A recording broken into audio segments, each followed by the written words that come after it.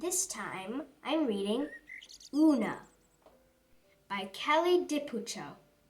Pictures by Raisa Figueroa.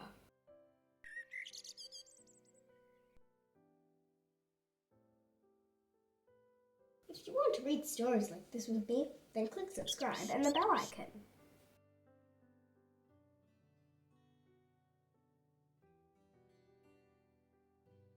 Oona.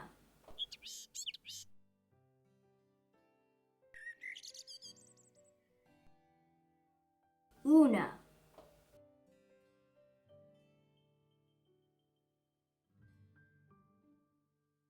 Oona was sweet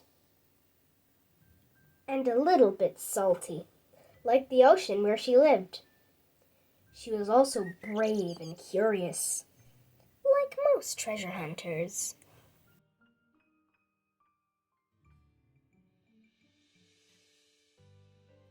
When Oona was just a baby, no bigger than a scallop, she chased a pearl into the mouth of a whale.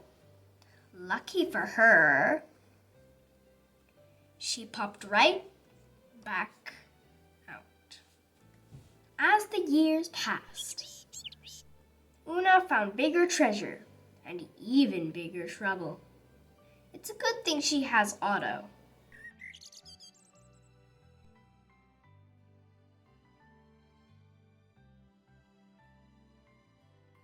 Oona rescued Otto from an oyster net when he was just a pup.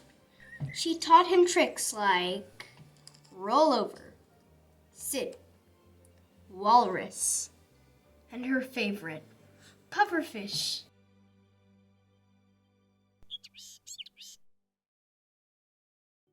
Oona and Otto searched for treasure nearly every day. They uncovered keys and coins and buttons and bottles. Sometimes they even found lost gold. And sometimes lost glasses. But there was one special treasure Oona could never quite reach.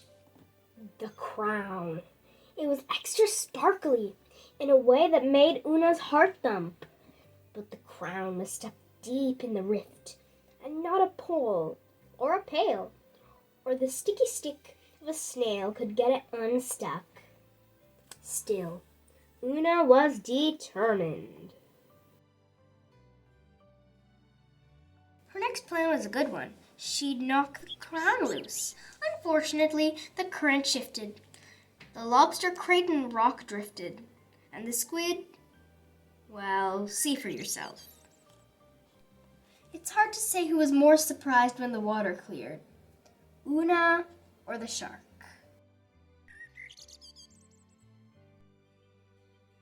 Her third plan most definitely would have worked if the crabs hadn't been so crabby and the waves hadn't been so wavy. And if that long ship plank hadn't bumped her head hard before the greedy rift gobbled it up too.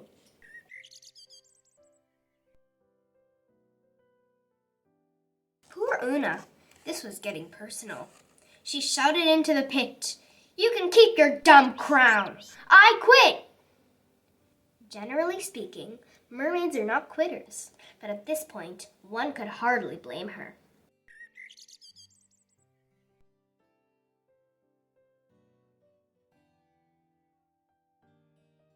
Instead of looking for treasure with Otto, Oona napped on the rocks with the sea lions. She drew pictures in the sand with the starfish. And she read from her favorite glass bottles with her land friends. All of this would have been perfectly fine, except Oona wasn't perfectly fine. Clearly, she was missing her spark, and a mermaid without her spark is like a seagull without an appetite. Unnatural.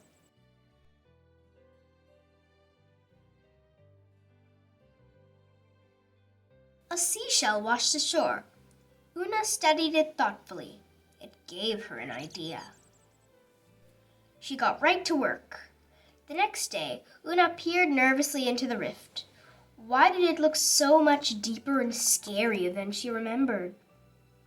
Otto pretended to be a narwhal, making Oona laugh.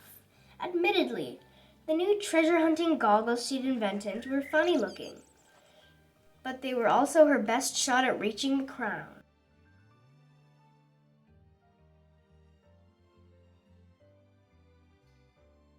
She dove to the bottom of the murky rift. That's when Oona noticed something she couldn't see from above. A bridge. A bridge made from a crate, a rock, and the very same plank that had plunked her on the head. And it led straight to the crown. But what was that rumbling sound? It grew louder and louder.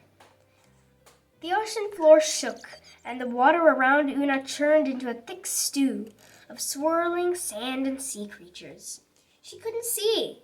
She felt trapped. Would the hungry rift gobble her up too?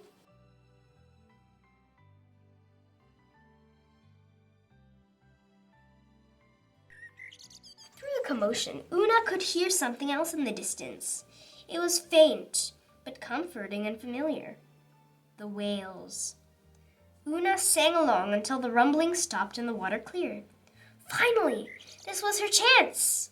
Oona held her breath. Ready? Steady. Aim!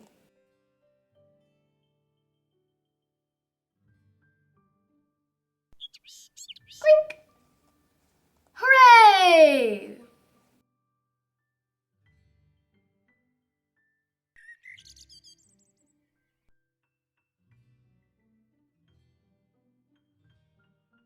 We did it!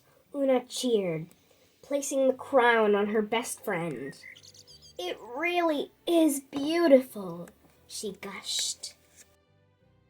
But these, Oona said excitedly, holding up her new goggles. These are spectacular!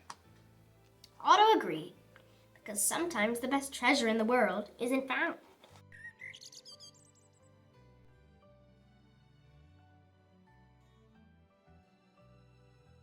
It's made.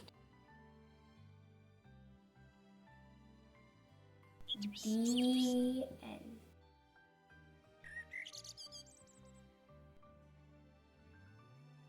Thank you, dear friends, for reading with me today. I will talk to you again with another inspiring story. Until then, take care.